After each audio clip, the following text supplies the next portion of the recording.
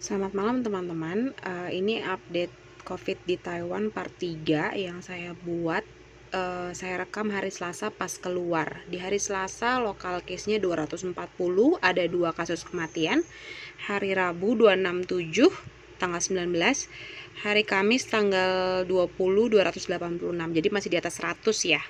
Dan kurang lebih sudah 6 hari kasusnya di atas 100. Sedikit cerita mengenai berapa tingkatan level di Taiwan.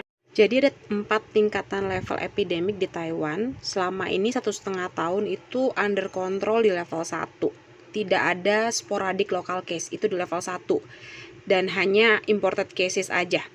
Nah, level 2 local case dan tidak diketahui origins reportednya di mana. Itu level 2. Level 3 terdapat 3 cluster infection dalam 1 minggu dan lebih dari 10 local case. Seperti di 2 video saya yang sebelumnya, update part 1 dan part 2, sejak Sabtu minggu lalu Taiwan naik di level 3.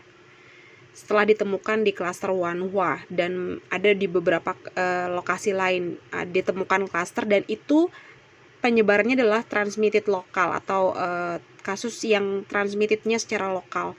Dan level 4 itu bila terjadi rapid increase atau penaikan jumlah kasus per hari di atas 100 selama lebih dari 2 minggu, dan itu sejauh ini masih level 3 ya. Dan apa sih restrictionnya? Kalau level 3 itu di outdoor hanya boleh maksimal 10 orang, indoor hanya boleh maksimal 5 orang, dan itu harus bermasker.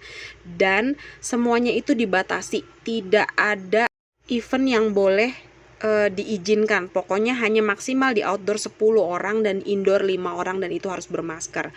Kalau level 4 seperti bisa dibaca, itu boleh keluar hanya untuk belanja kebutuhan makanan ataupun alasan kesehatan. Dan dari level 2, 3, dan 4, masker itu wajib. Kalau tidak memakai masker itu didenda, kurang lebih kalau dirupiahkan 5-7,5 juta.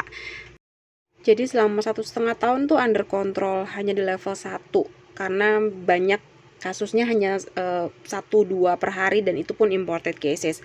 Dan masker itu hanya di public transportation atau MRT atau bus. Nah, ketika naik di level 2, 3, dan 4 kemarin, masker itu wajib di ruang publik. Begitu teman-teman, itu sedikit mengenai gimana sih manajemen pandemi di Taiwan. Nah, Selasa kemarin tanggal 18 PX ya. kebetulan kebetulan bisa keluar dan hanya untuk beli bahan makanan karena sudah mulai menipis. Dan ketika keluar ngelihat memang jalanan bener-bener sepi, dan toko-toko banyak yang tutup, bus juga nggak terlalu banyak kelihatan.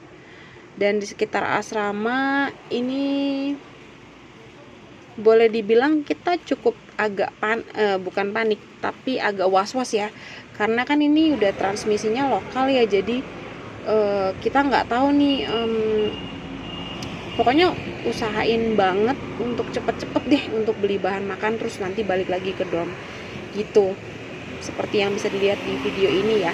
Nanti kalau misalnya mau lihat gimana kondisi di minggu lalu, boleh lihat yang di part 2 atau part 1 ya, di update COVID Taiwan.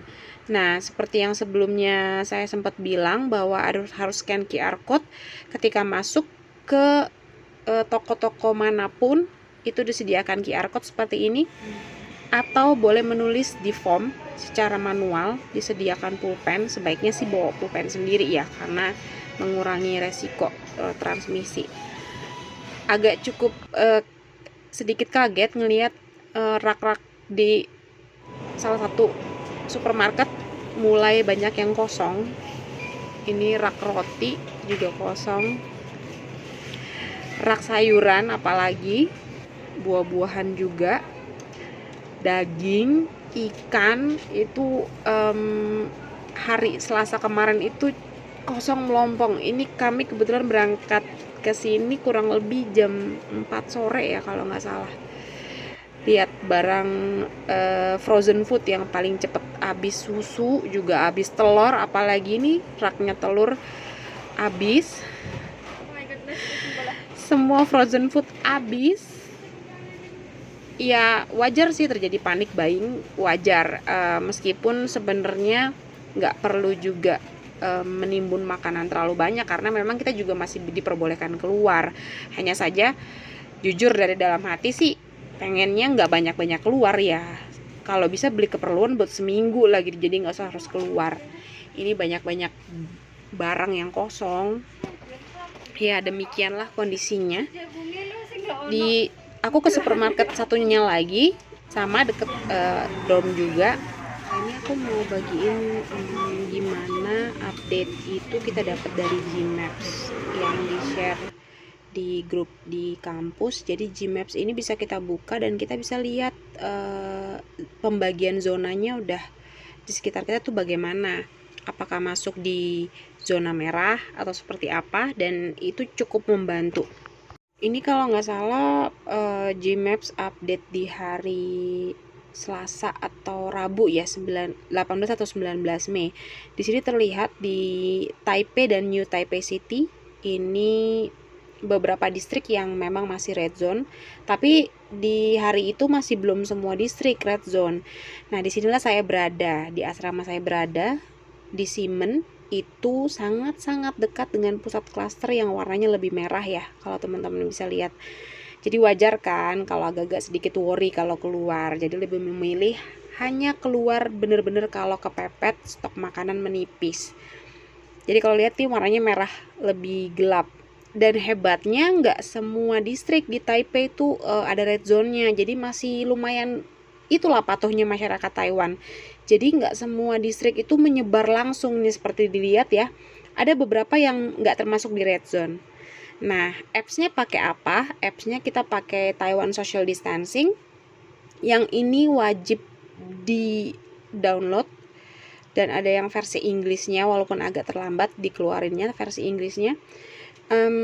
Ini wajib, bahkan pemerintah mengencourage masyarakat untuk mendownload dengan menggunakan diberikan voucher kalau ada orang dengan terkonfirmasi positif dan dia menyalakan apps-nya, dan artinya tracing ke orang-orang di sekitarnya kan jadi lebih mudah dengan apps ini, dan orang tersebut akan diberikan reward. Jadi kebijakan yang sangat baik ya. Dan ini yang kupelajari juga, yang saya pelajari juga dari penanganan pandemik di Taiwan. Jadi sebaiknya pas lagi di luar apps ini dinyalakan dan Bluetooth dinyalakan supaya kalau ada kita berpapasan dengan orang yang terkonfirmasi positif lebih cepat notifikasi gitu. Tapi kalau memang tidak ada atau no contact, dia juga apps ini juga akan memberitahukan hasilnya tidak ada kontak.